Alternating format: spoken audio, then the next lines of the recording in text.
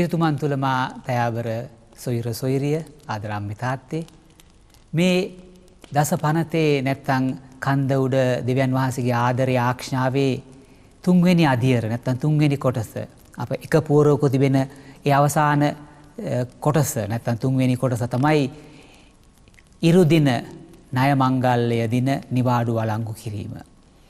Sabbath දවස ශුද්ධ ලෙස පැවැත්වීමට සිතට ගන්න. දවස් 6ක් තුල නුඹ වෙහෙස වී නුඹේ සියලු වැඩ කටයුතු කළ යුතුය. එහෙත් 7 වන දවස නුඹේ දෙවි සමිදානන් වහන්සේට කැප වූ සබතය. එදින නුඹවත් නුඹේ පුතුවත් දුවවත් නුඹේ සේවකයාවත් සේවිකාවවත් නුඹේ සතෙකුවත් නුඹේ වාසල් දොරටු සීමා ඇතුළ සිටින අමුත්තෙකුවත් කිසි වැඩක් නොකළ යුතුය.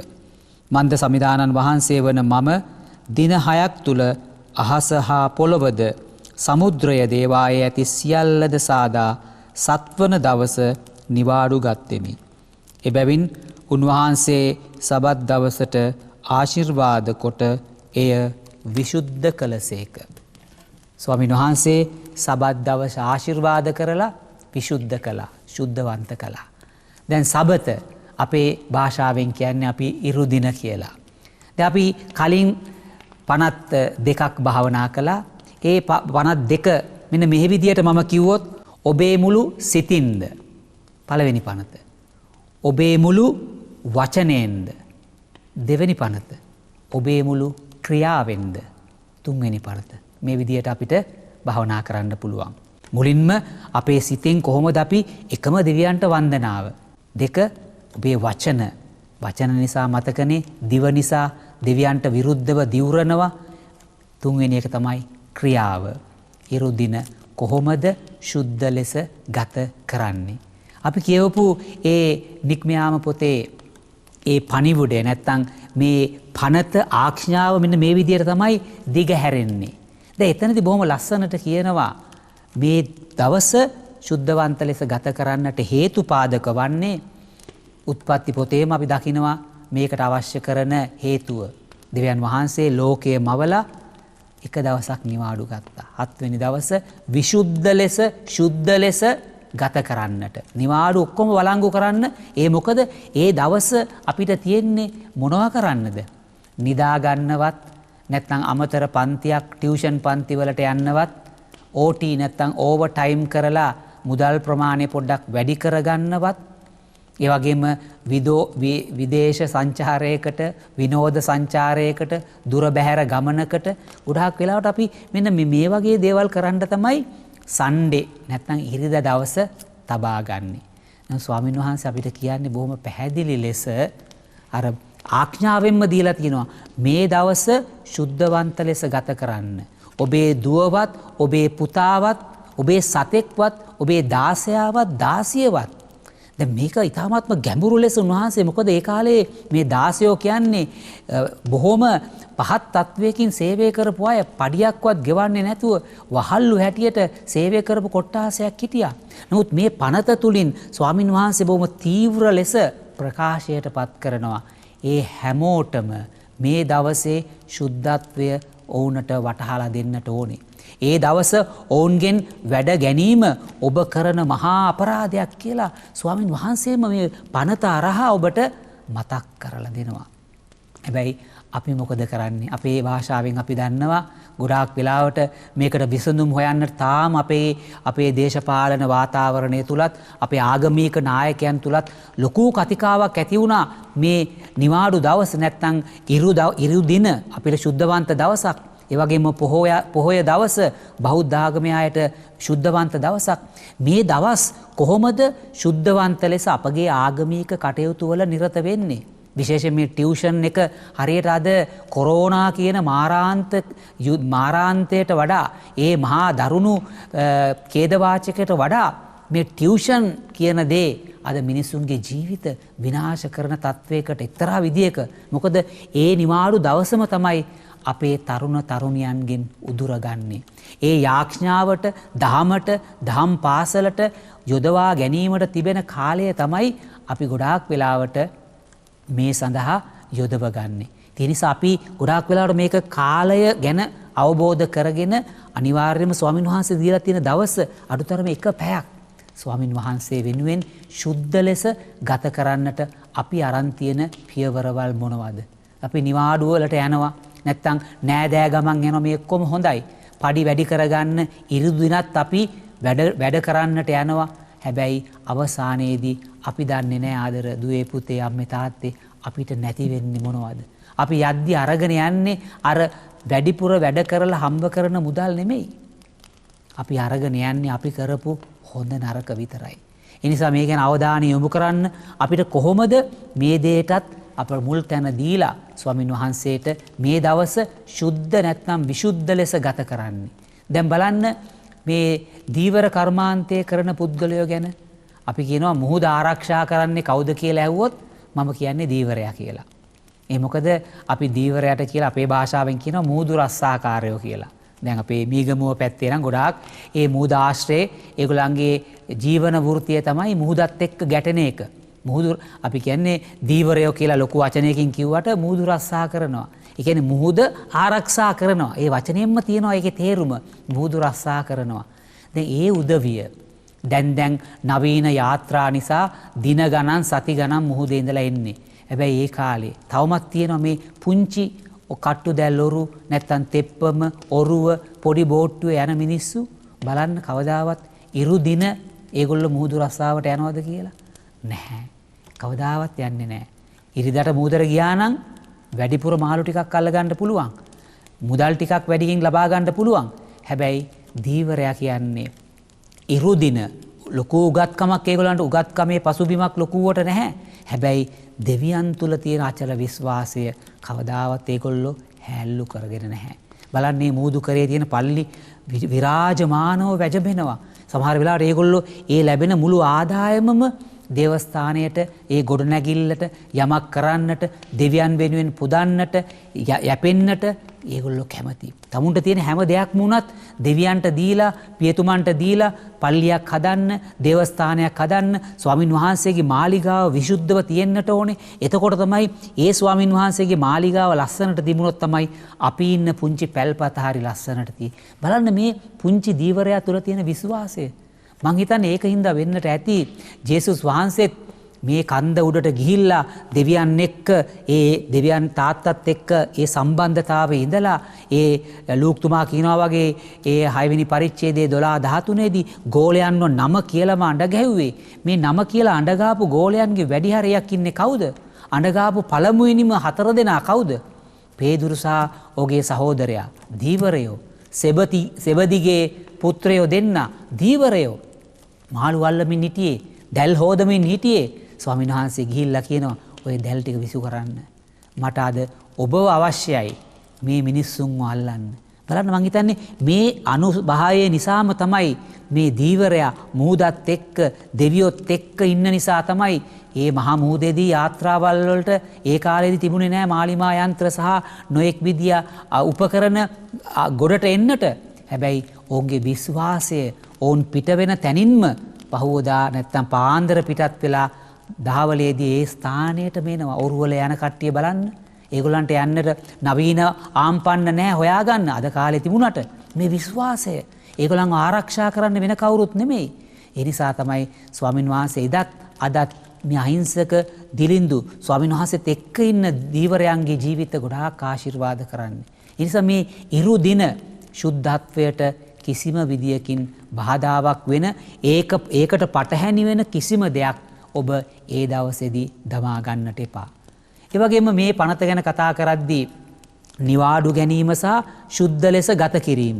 තවත් සමහර දෙමාපියෝ කියනවා මං අහලා තියෙනවා අයියෝ පියාණනි දවස් 5ේම අපේ දරුවෝ පාන්දර සමහර වෙලාවට 4 ඉඳලාම නැගිටගෙන ඉස්කෝලේ යන්න එහෙට දුවනවා මෙහෙට දුවනවා නිදා ගන්නට යන්නේ ගෙදර වැඩ කරලත් ගොඩාක් රෑ ජාමේ. ඒ නිසා ওই දවස් විතරයි තියෙන්නේ නිවාඩු දවසකට ඔහේ ටිකක් නිදාගත්ත දෙන් කියලා සමහර දෙමාපියෝ දරුවන්ව හුරතල් කරනවා. බලන්න මහ කකුලුවා ඇදේට ගිහිල්ලා සමහර වෙලාවට කියනවා පොඩි කකුලුවන්ට කෙලින් එන්න වැරදුනාට පස්සේ වරද්ද ගත්තට පස්සේ දිව්‍යයන්ගේ සම්බන්ධතාවයෙන් කැඩුනට පස්සේ දොස් නගන්නේ කාටද? දරුවන්ට. හැබැයි අපි දන්නේ නැහැ අපි තමයි මේ දරුවන්ව නරක කරන්නට මූලිකම සිද්ධාන්තයේ බවට පත් උනේ කියලා. ඒ නිසා අපි කෙලින් ගියොත් තමයි දරුවන්ව කෙලින් එවන්නට පුළුවන් වෙන්නේ. ඒ නිසා මුලින්ම අපි නිවැරදි මාවත අවබෝධ කරගෙන නිවැරදි මාවත ඔස්සේ ගමන් කරමු. අන්න එතකොට ඉබේම අපේ දරුවෝ හැඩගැහෙනවා. අපිට අවශ්‍යයි මුදල් අවශ්‍යයි. හැබැයි මුදල් නිසා දෙවියන්ව නැති කරගන්නට එපා. ඒ වගේම තවත් සමහර අය කියනවා මම අහලා තියෙනවා ඉරුදින වෙනුවට අපිට බැරිද වෙන ආදේශයක් ඕකට ඇතුළු කරගන්න. සමහර ගොඩාක් වෙලාවට ඉරුදින රැකියාවල් කරන ඒ කියන්නේ නොයලැක්විය හැකි හේතුන් නිසා සමහර වෙලාවට මේ වගේ දේවල් ඇති වෙන්නට පුළුවන්. එතකොට අපි සඳුදා දවසක් අඟහරුවාදා දවසක් ඒ වගේ සතිය දවසක බැරිද ඒ ඉරුදින ඩියුටි එක නැත්නම් ඉරුදිනට අවශ්‍ය කරන ඒ කටයුත්ත කරන්න. මං හිතන්නේ සමහර දේවල් වලට ආදේශයන් තිබුණත් මේ ඉරුදිනට ඒම ආදේශයක් මං හිතන්නේ නෑ පුළුවන් කියලා. මොකද ඉරුදින හරි විශේෂයි. ඒ දවසේ අපි යන්නේ දෙවියන්ට තියෙන මං කලින් කිව්වා වගේ බය නිසා නෙමෙයි ආදරය නිසා. දැන් බලන්න මේ ඇයි මේ පනත මෙච්චර වැදගත් වන්නේ? ඉරිදා පූජාව ඇයි මෙච්චර වැදගත් වන්නේ? ඒකට තවත් විශේෂ හේතුවක් තමයි අපේ මීසමේ තියෙන පල්ලියක් බලන්න. සමහර තැන්වල පල්ලි තියෙන්නේ ගොඩාක් ඈත දිග්භාගයේ ඉඳලා ඉරිදා පූජාවට මිනිස්සු සමහර බස් එකේ එන්නට ඕනේ රුපියල් 20 30 සමහරවල්ට 100 200 වේදම් කරගෙන දුෂ්කර පළාත්වල තියෙන පල්ලි. ඉතින් මේ ඉරිදා දවසේදී එකම විශ්වාසයෙන් මේ ඈත දිග්භාගයේ ඉඳලා කට්ටිය එනවා දෙවියන් වහන්සේව හොයාගෙන. ඒ ඉරිදා දවස දිව්‍ය පූජාවෙන් විතරක් අවසන් වෙන්නේ නැහැ. නිවාඩුව වළංගු කරන්නේ කියන්නේ දිව්‍ය පූජාවෙන් පස්සේ මොකද වෙන්නේ? අපිට අර කිලෝමීටර 15ක් ඈතින් ඉඳලා එන අපේ සහෝදරියව මේ කිලෝමීටර 15ක් ඈතින් ඉඳලා එන සහෝදරයත් එක්ක මුණ ගැහෙන අවස්ථාවක්. දැන් බලන්න කිලෝමීටර 15 30ක ඈතින් ඉන්න අයව හමු වීමට අවස්ථාවක් නැහැ. නමුත් මේ දෙවියන් වැඩවසන මන්දිරය ඉරුදින දිව්‍ය පූජාවම හේතුපාදක වෙන්නේ නැද්ද? අපි දෙවියන් වහන්සේත් එක්ක ගනුදෙනු කරලා දේව වචනය පෝෂණය වෙලා ඒ වචනේම මාංශයේ බවට පත් වෙලා දිව්‍ය සප්‍රසාදය තුලින් හදවතට එන ස්වාමින් වහන්සේගෙන් ශක්තිමත් වෙලා ඊට පස්සේ ආදරය අර දෙපැත්තෙන් එන සහෝදර ජනතාව එක්ක බෙදා ගන්නවා. අපිට ඒගොල්ලන්ව ආමන්ත්‍රණය කරන්න පුළුවන්. ඒගොල්ලන් එක්ක සතුටු සාමිතියේ පොඩි වෙලාවක් දොඩමළු වෙන්නට පුළුවන්. මේ කොච්චර දේවල් දේ පූජාවෙන් පස්සේ අපිට සිදු කරගන්නට පුළුවන්ද? මේකත් ලොකු හේතුපාදකයක් වෙනවා. අපි ඉරුදින පූජාවට එද්දි මේ දෙගොල්ලම ඒ වෙලාව දන්නවා දවස දන්නවා. අපිට පුළුවන් මේ හැමෝම එකතු වෙන සංදි ස්ථානයක් තමයි ඒ මීසමේ නැත්තම් ඒ ගමේ දේවස්ථානය. මේ දෙපාර්ශවයම එකතු කරන තැනක්. ඉතින් බලන්න මේ ඉරුදින දිව්‍ය පූජාව කොයිතරම් ප්‍රබල දෙයක් බවට පත් වෙනවද? අපි එකම විශ්වාසයෙන් මේ සඳහා ඉරුදින ආපුවම. නමුත් වෙන දවසක ආපුවම මොකද වෙන්නේ? ඔය දේවල් අපිට ලැබෙන්නේ නැහැ.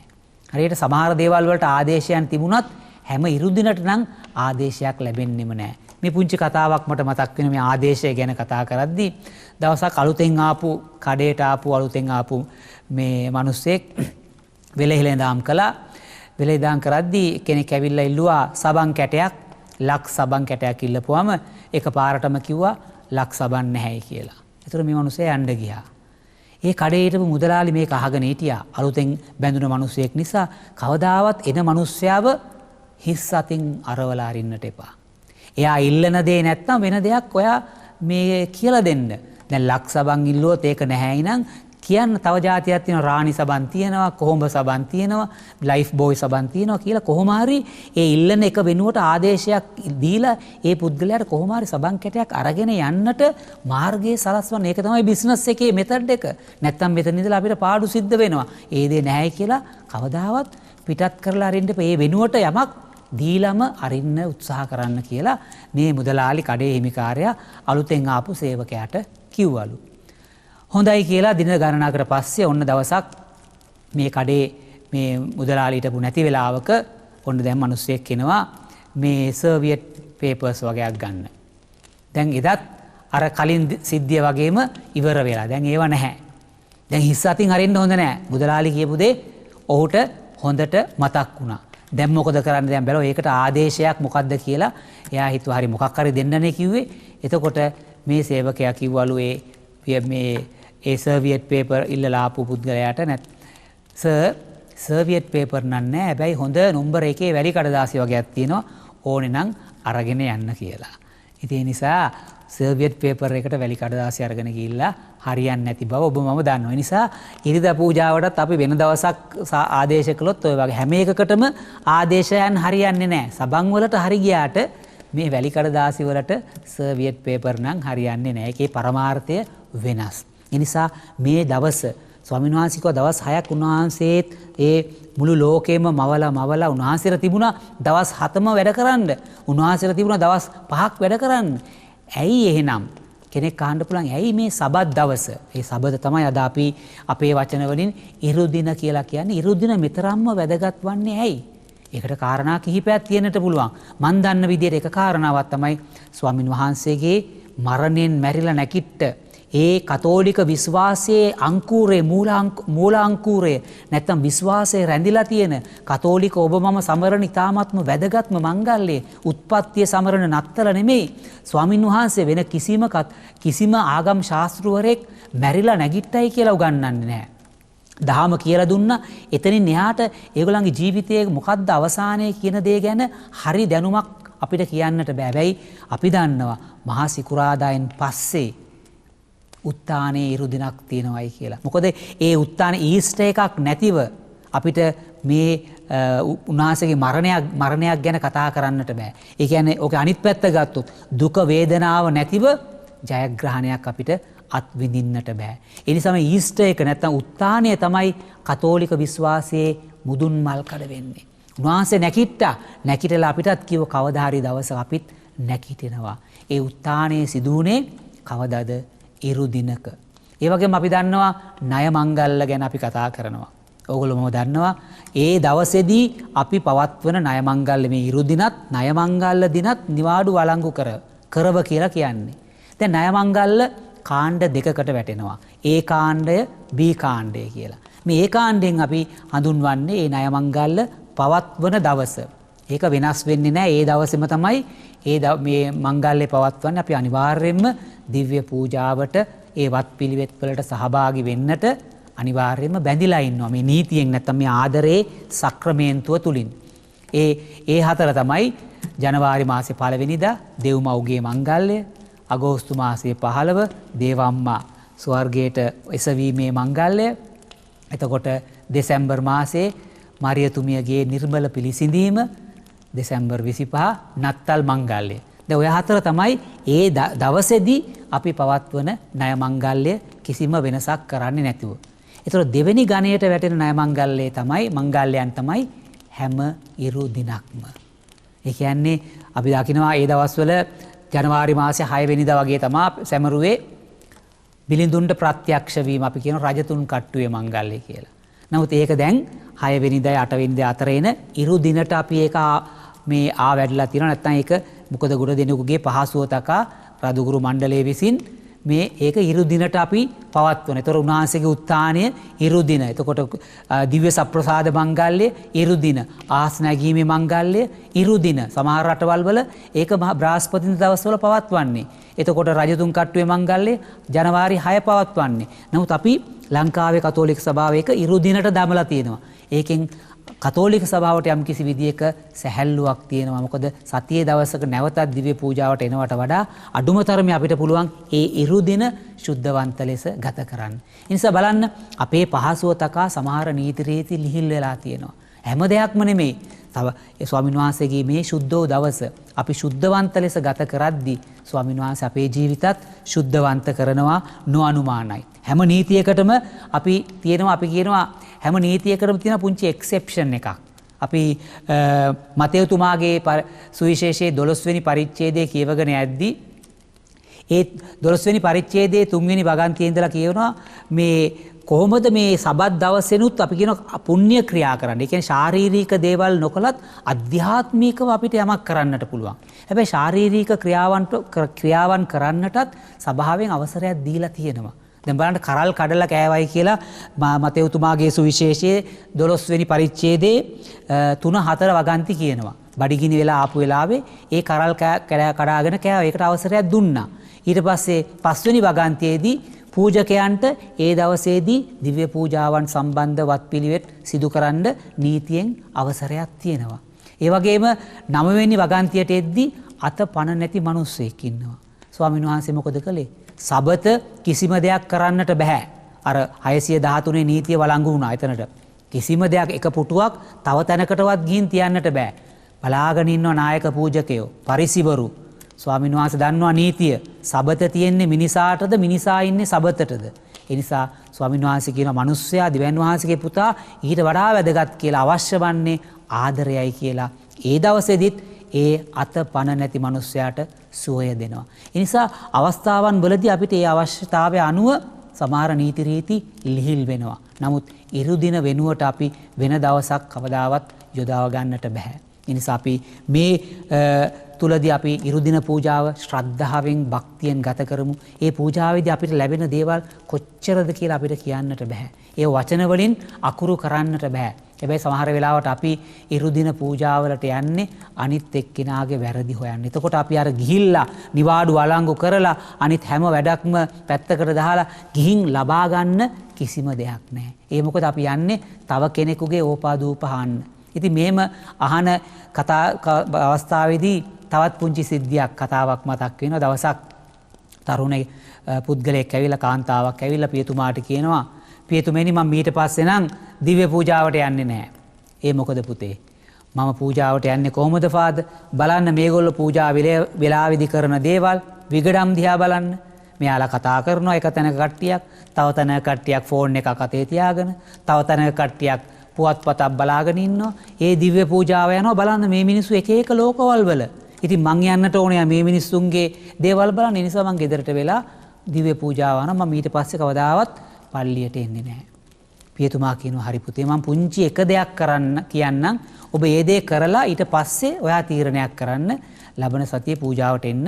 ඒ දේ කිරුවයින් පස්සේ ඔයා මට එනවද නැද්ද කියලා කියන්න කියලා. ඉතින් මෙයා කො හොඳයි මම ලබන සතියේත් එන්නම් කියලා. ඕන දැන් පූජා වෙලාවේ කිරි වීදුරක් පුරවලා කියනවා දැන් ඔබ මේක අරගෙන පොඩ්ඩක්වත් හලන්න නැතුව පල්ලිය වටේ රවුමක් ගිහිල්ලා මා ළඟට එන්නේ කියලා.